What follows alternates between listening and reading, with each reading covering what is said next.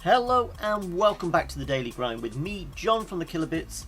Thank you for joining us here on Twitch, or if you're watching the VOD, obviously on YouTube. Anyway, yes, the Daily Grind, where I go through the day's news, and obviously today, the biggest news, I suppose, is the fact that Just Cause 3 is out.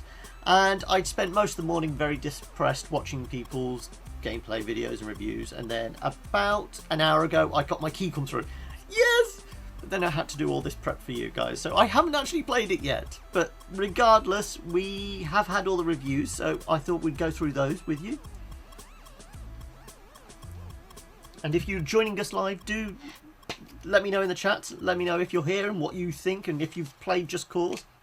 Anyway, so yes, Just Cause 3 out now, and the general consensus seems to be it's a lot of big dumb fun, but don't expect too much from it.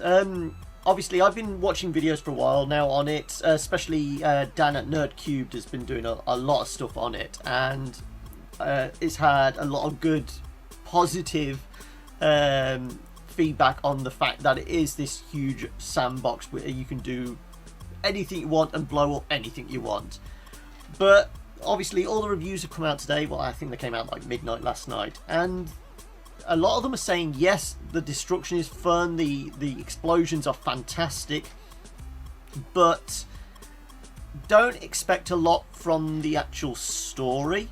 They are saying it is just Cause 2, but bigger and more explosions, and it's got new stuff in. Yeah, a lot of the general consensus is the explosions are fantastic, and the whole destruction physics thing works really well. The wingsuit is fantastic to just fly around and do whatever you want. But there are little niggles with it. The storyline, for one, people are saying a lot of it is just kind of quite grindy after a while. You have to do certain missions to be able to unlock the upgrade system. It's a bit Far Cry in that sense. You have to liberate all these camps, but it feels like hard work after a while, rather than just fun, you know, going around blowing shit up. You have to do this certain amount of blowing shit up to actually unlock what you need. So some people have described it as a lot of busy work, where you're just having to do all these niggly little jobs and that. There's glitches in it. Obviously, I can understand some reason why there'd be glitches, because it is a kind of big physics sandbox, so lots of physics objects. That's always going to cause issues. But people have said that an issue I've noticed in a lot of people have been mentioning is that every so often it wants to connect to whatever servers Square have obviously got set up, but it keeps having these intermittent connection issues, and you can't play offline properly, or at least the review copies people had. Whether as of now, when it's actually live and everything, that's all sorted, but people have mentioned this kind of connection issue, even though it's a single player game and that. Yeah, so I mean, across the board, it's had relatively good, decent scores. IGN 8 out of 10, Polygon 8.5, GameSpot 8, Destructoid 8, PC Gamer 67%, Jimquisition's giving it 6.5, Games Radar 3 out of 5. So it seems to be in that like either 60% or 80% range. So obviously the 60% ones, the reviews that have said it's lacking in story and things like that. The 80% ones are obviously the ones that just said, yeah, it's big dumb fight. It's a Michael Bay film. Yeah, I think the best quote I heard, I think it was somebody at Eurogamer goes, yeah, basically the entire world's a giant red barrel for you to explode. So that's pretty accurate description. From what I've seen, it is just blow shit up, which I can get behind. This sounds like the perfect game for me, because I mean, if you watched any of the videos where I've done kind of the sandbox games, the open world games, I don't really bother with the missions. I just go around dicking around, you know, blowing shit up, killing random people, things like that. So it sounds perfect for me. But I won't know until I played it, and obviously now I have a copy. I will be getting on that pretty much just once this video is done. I'll say now I've got to do tomorrow night's video as well. So, okay, well, I will get to it at some point, and maybe I'll try and put a video together for you guys. But yes, so if you've played Just Cause, let me know what you think. Is it the big dumb fun that you're expecting? Would you have liked more kind of story from it? I mean, Just Cause 2 was just big dumb fun, so I think if you've gone into this expecting anything kind of serious, you may be deluding yourself a little. But yes, this looks like it's going to be a lot of fun, but don't expect too much from it. It is a Michael Bay film, you know. Look at all the explosions every 5 minutes. There's not going to be much story involved. Yeah, so there you go. That is Just Cause in a nutshell. But this year has been the year of open world games. We've had Just Cause, we've had Witcher 3, we've had Metal Gear and things like that. But obviously the biggest open world game of the recent years has been GTA. And obviously since it came onto the PC, what was it, May? Earlier part of the year anyway, the modders have been at it, and I noticed this morning. Somebody has created an absolutely stunning mod for it. This is the Pinnacle of V, or Pinnacle of 5, whatever you want to put it, World Enhancement Project, and it basically turns GTA into oh so shiny. It's basically giving everything fantastic 4K textures. I mean, I'll run through what the actual visuals, best and most realistic reshading EMB configuration, improved clouds, lighting, weather control, realistic rain and puddles, added volumetric lighting to all the weather, enabled shadows for weapons, improved stronger wind effects, edited particles, better grass and plant, massive improvement on reflection. I mean, that's one thing. If you look at all these, it looks like a Forza game. Look at it's car porn essentially. Look at all the textures. It's gone all out on making everything highly reflective and a lot more vivid. It looks incredible. And look at the water on the floor, reflections. Yes, they've gone all out to make this, you know, it's a case, but basically a 4K upgrade and it does look fantastic. I know my computer would cry like a little girl if it tried to run this, so I'm guessing you need a fairly beefy rig to actually play this to its full advantage, but it does look phenomenal.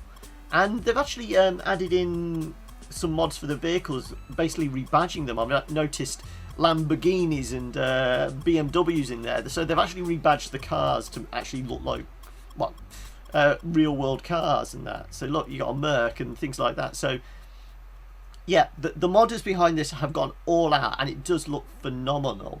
So I will leave a link in the description below, as always, to all information about that. So yes, if you have GTA 5 and have a monster rig and want to play something like that, there you go. You have your chance now with the modders that have got behind, what is it, the Pinnacle of V, or the Pinnacle of 5, whatever it is. Anyway, moving on. What have we got next? Oh yeah, this excited the kid in me no end. Yes, Turtles. Yes, this showed up as part of, well, it's been leaked from a classification board again. Apparently, the Australian classification board have revealed that Platinum are working on a Teenage Mutant Ninja Turtles game. Obviously, Platinum recently reignited my love of my childhood by doing Transformers Destruction, but now it looks like they're working on a Turtles game, and again, it's going to be with Activision. It's going to be multi-platform, so I'm presuming PC, console. Whether they do the last gen consoles, because Devastation struck me as one of those ones that would work all right on 360 and PS3. But I've got a feeling, depending on when it's released, it's probably just going to be current gen and PC. Whether it goes Wii U, we don't know. Whether Wii U is still about when it's out, we don't know. I'll move on to that anyway. So yes, Turtles game going to be called Mutants in Manhattan. So if you're all like me, if you grew up with Teenage Mutant Hero Turtles in here, Ninja Turtles in the States, yeah, there you go. We get to relive our childhood in a Platinum game. So obviously, I'm thinking it's going to be very much like Revengeance, not so much like the shooting in stuff like Bayonetta and that. It's going to be more Avengers, I think. It's going to be those quick combo hack and slash type thing, which I think it will suit it. As long as they go the same route as with Transformers, where Devastation was essentially Gen 1 Transformers. Hopefully they go with the original Turtles and not, the updated film versions. Yeah. Okay, we won't mention those. Okay, other companies continuing their licenses. WB Montreal, who did Batman Arkham Origins, the worst Arkham game, have apparently announced, well, kind of revealed, they are working on 2 more AAA titles with WB, with DC Universe games. They basically put a job listing on a website asking for developers or something, and it basically gave details that they are working on 2 more games within the DC Universe, AAA titles. Now, this isn't going to be at least the Arkham series of games, because Rocksteady have already said Arkham Knight was the end of the Arkham games, essentially. So whether they spin it off into another one, but I can see, with the fact that we've got Batman vs Superman and it's got Wonder Woman in that, it would make sense. They'll probably go into different characters, and they probably will do Superman and probably Wonder Woman. Whether those games are any good, because the whole thing with Batman was because Batman's a cool character type thing. Superman is just like a god, so nothing can stop him. There is no kind of vulnerability. Again, with Wonder Woman as well, you can beat the crap out of Bruce because he's a human, but Superman and Wonder Woman, they're a bit more godlike. So I don't know. There are obviously other DC characters which are being explored in the TV shows and things like that. So potentially with that, but the fact that it's AAA is more likely going to be tied into the movies, so more likely be Superman and Wonder Woman. But what do you guys reckon? Let me know if there are going to be more DC more DC games. What do you reckon should be turned into a game? Let me know in the comments once this video goes out, or if you're in chat at the moment, do let me know in chat what you think. Yeah, alright, so what have we got next? Yes. Now, I was talking about the Wii U earlier. Information has come out, or, well, speculation, I suppose, is more accurate. The Nintendo NX picture, not accurate, this is just something I pulled off the internet. Yeah, the NX, as reported in DigiTimes, suppliers are essentially saying they're expecting the Nintendo NX to sell 10 to 12 million units in 2016, and they're already saying there's going to be mass production as of Q1 next year. So it definitely looks like we're getting the new NX, the new Nintendo console, as of, I would imagine, holiday 2016. But they're expecting 10 to 12 million units. Nintendo have said they're looking at about 20 million, but suppliers are actually saying they're expecting 10 to 12 million units to be shipped. Also, information in that article was saying it's looking like it's Foxconn that are going to be doing the developing on it. Obviously, that makes sense because Foxconn seem to develop all the chips and hardware for the consoles and that, so that would make sense, but that's not confirmed. I mean, all this is not confirmed, but it's kind of coming from the people selling the units. So obviously, we had 2-3 weeks ago information about Nintendo actually sending out the developer kits to developers and publishers and that for the new NX, the new hardware and that. So it would make sense that they're starting that ramp up. If they sent those back about a month ago, then that kind of year-long development cycle for the early games, it would make sense that we are looking at maybe an announcement and first reveal of the actual console and a few of the games, maybe E3. Obviously they won't do E3, but they'll probably do their Treehouse thing and Nintendo Direct. But we will probably see something round about summer E3 next year, and then I would imagine the console hitting the market at November 2016. So there you go. Yes, expect to see a new Nintendo console next year. So I can see, you know, whether we get Zelda. You know, are we going to get Zelda on the Wii U, or is it going to be pushed to the NX? We'll have to wait and see. Anyway, moving on. Oh yeah, Tomb Raider. Apparently, both Microsoft and Square Enix have both said they are very happy with the sales of Rise of the Tomb Raider.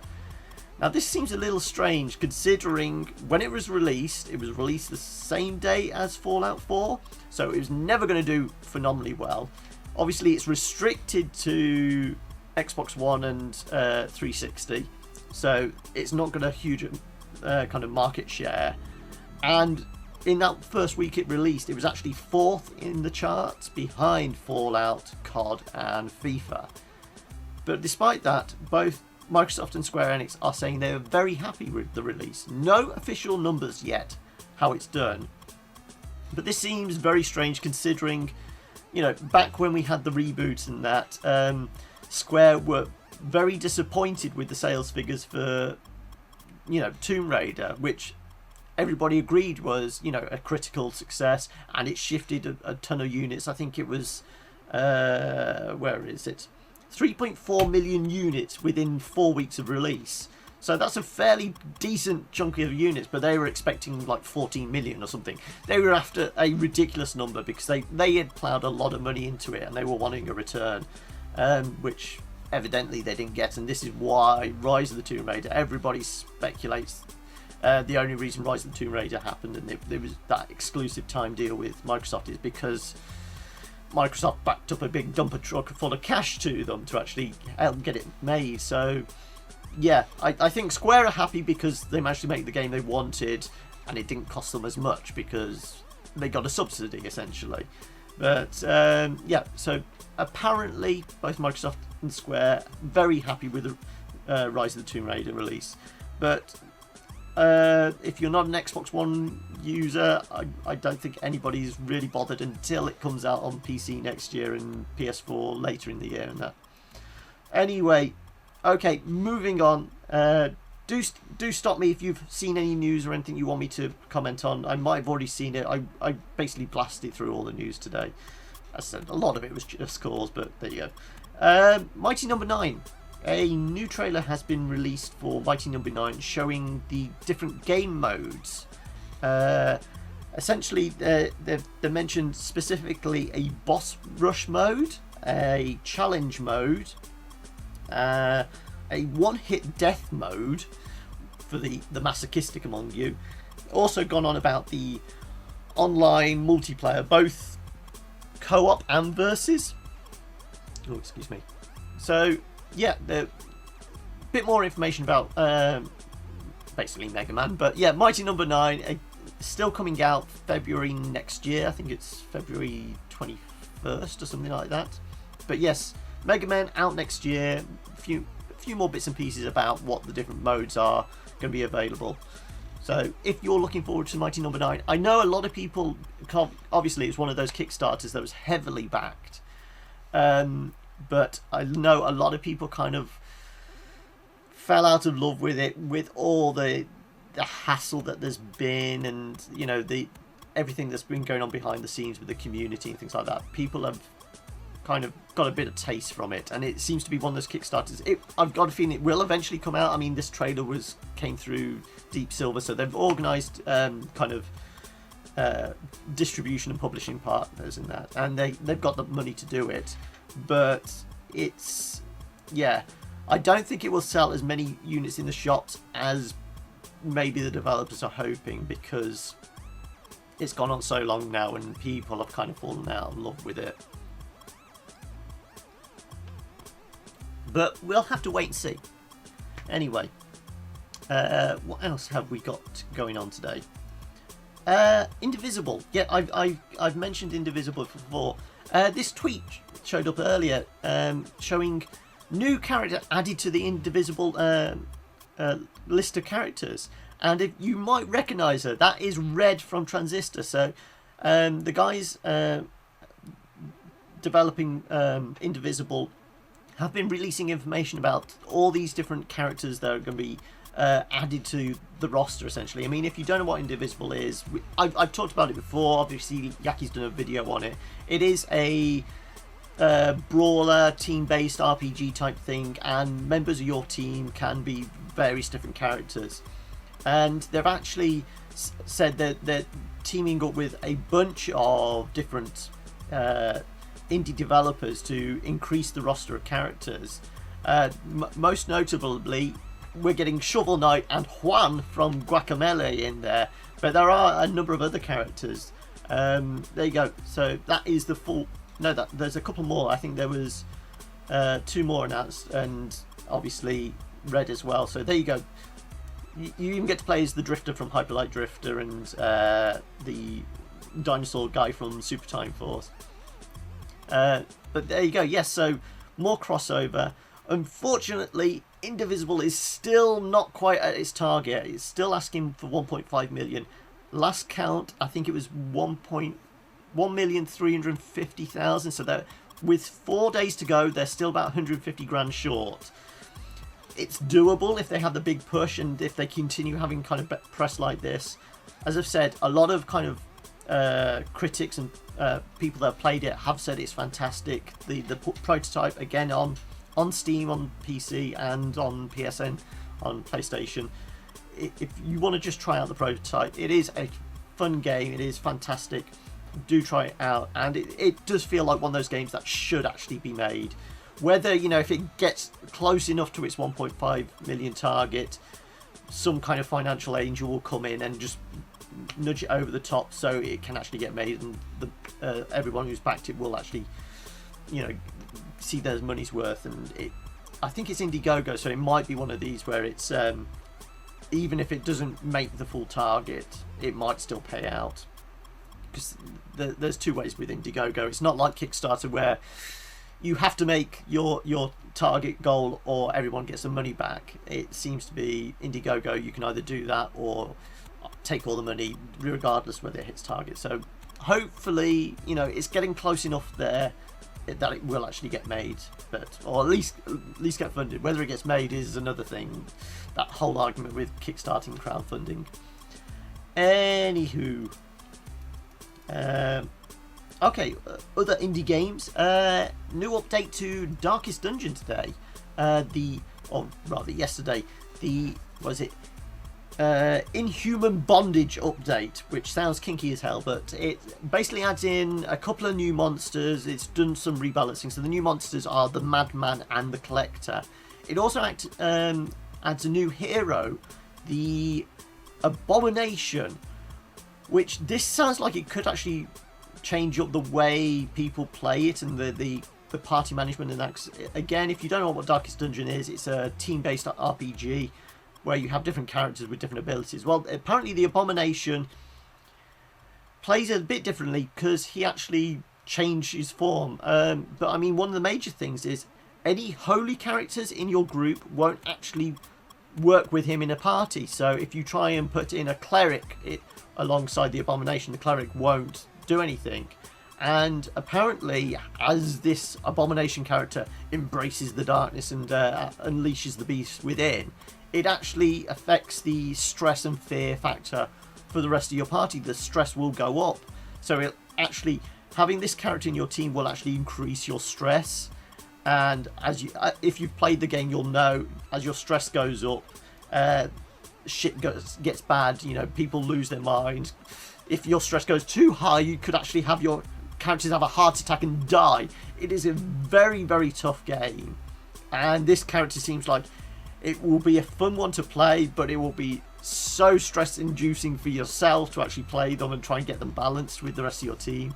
Yeah, I can see this being a very, very fun addition, but whether people will be able to play him a lot, I don't know. I'm going to be keeping an eye on who do I normally watch Darkest Dungeon. Bear Taffy does a lot of Darkest Dungeon stuff, so I'm going to see what he has to say about that when he starts playing with the new character.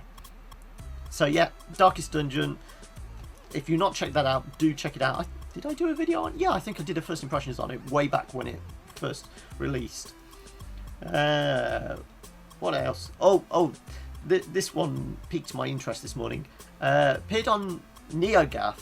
information that Bandai Namco have trademarked the name My Katamari, and it's basically continuing the Katamari Damacy kind of IP, the franchise type thing. The fact that it's saying My, automatically everybody's saying, okay, well, it's a mobile title then. But it's one of those that could work on mobile, specifically on a tablet. I can see that working quite well. So yes, we're getting another Katamari game. If you don't know what the Katamari games are, they're just fun. You just get to roll shit around. Yeah, it's. I think it originally showed up on, what was it, PS3, PS2 maybe? Yeah, it's going back a while now, but Katamari games are a lot of fun, and more Katamari now on your mobile. Yeah, so I mean that has been registered, and apparently they set up a website which is a holding page at the moment, back mid-November, so it seems to be one in the works. How far along it is, I don't know, but yeah, expect more Katamari sometime soon. And finally, XCOM. No, not XCOM 2 that we're getting February next year. The original XCOM. Somebody has been mad enough. Well, I mean, if you don't know what the original XCOM is, unlike the reboot we had a few years ago with, you know, Enemy Unknown and that, which was obviously it was isometric again like the original and that, but it was a bit more. It held your hand a bit more. The original XCOM was very, very, very much a management sim, and it was almost joked that you had to be like an accountant or something to actually make sure you could work it through, and it was a lot of painstaking planning and all that thing. One for people that like spreadsheets. Well, somebody's taken that even further and actually created XCOM in Excel. They've recreated XCOM in Excel. I just found this amusing because this is as nerdy as you can get, playing the original XCOM in a spreadsheet. Well, yeah, it's ridiculous, but it works. So yes, somebody has recreated XCOM in Excel, which I just find hilarious. So there you go. That is kind of most I've seen in the news today. Let me just have a quick look if there's any new headlines as of now. Let's have a look. Battlefront patched. SteamWorld High sneaks onto the 3DS next week. Anything else? MCV, what have we got on MCV?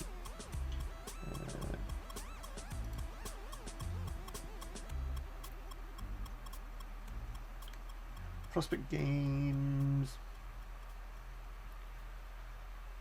Excalibur goes indie. It's made its name in PC Sims. Now it focuses on its own IP and indie games. Oh, okay, then what's this? Excalibur Publishing obviously are synonymous with the sim type games of, you know, Street Sweeping Simulator and all those kind of things. But apparently, games console, no specifics. Not that I can see anyway. In August, launched their new IP Shopkeep. Focusing on. Oh, it just seems like it's an interview with the marketing boss Richard Barkley. So no specific details there. So yeah, I think that's pretty much all the news for today, unless you guys in chat have got anything for me. Yeah, what's happening with the channel? Last night you may have seen Fran playing Binding of Isaac. As part of the YouTube thing, you chose for her to play as Lilith, so she did a greed run in Binding of Isaac, which you can check out on the channel, youtube.com/kilobits. If you're watching this on YouTube at the moment, just click the annotation there and you'll be able to watch the video. What's happening tonight? Yaki's playing a little indie game he found on Alpha Beta called Dead Knight, which is kind of a Metroidvania free game, well, free alpha demo type thing you can check out for yourself. The link will be in that video, but it's essentially a Metroidvania. It kind of reminds me of the old 16-bit games of, you know, Ghosts and Ghouls and Chuckhead and all that kind of thing. So yeah, do check that out this evening, 7 o'clock this evening. If you're one of our Patreon patrons, I think patreon.com/kilobits, you may have missed out on my YouTubes for this week, which will be next week's YouTubes video. It's basically because if you didn't see the video yesterday or see my tweets, I've been having a few troubles with my laptop. It's starting to get a bit clunky, so I've been nursing it and doing kid gloves and making sure it's actually running before I do a 45-minute hour-long video, trying to get that edited. So I'm gonna do a first impressions video for tomorrow, and if it handles that, then I'll catch up and do the my YouTube's video, which will be, what was it, Besiege. I'm going to be playing Besiege for next YouTube's. Other than that, schedule as normal. If there is anything specific you guys want us to play, whether it's co-ops or first impressions, let's plays or anything like that, as always, you can let us know in the comments below, or on Twitter @thekillerbits, or on Facebook at facebook.com/thekillerbits. And they are probably good places to get in touch with us if you just want to have a chat. If there are any news stories you want me to look at this week as part of the Daily Grind, do get in touch on Twitter. I'm always on there, so yeah, you can drop me a tweet anytime. And if you want to get in touch with us, Patreon is also a good place to get in touch. You will get access to our mini forum on there, where you get to see behind the scenes stuff, for early access to our YouTube videos, and you will be supporting the channel. However much you give us, whether it's just $1 a month, it does help support the channel and support what we do. But if you can't afford $1, I quite understand. I'm poor as well. So, I mean, if you want to support us in some other way, share the video with your friends. Let people know. Also, let me know how I'm doing with these daily grinds. This is, the 4th week I've been doing this. So, by the end of the week, I'm going to start assessing whether it's actually working, whether I'm getting enough views with it, whether it's time wise it's cost effective and things like that. So do give me feedback, tell me how I'm getting on with the daily grind. Let me know what you guys think, because this is very much the interactive show. This is where you get to literally talk with us live, so do let me know. And if there is anything else, Twitter, Facebook, as always. Alright, I've gone on long enough. I will catch you again tomorrow, 3:30 in the UK, which is 10:30 in the morning if you're stateside. Anyway, alright, catch you tomorrow. Bye.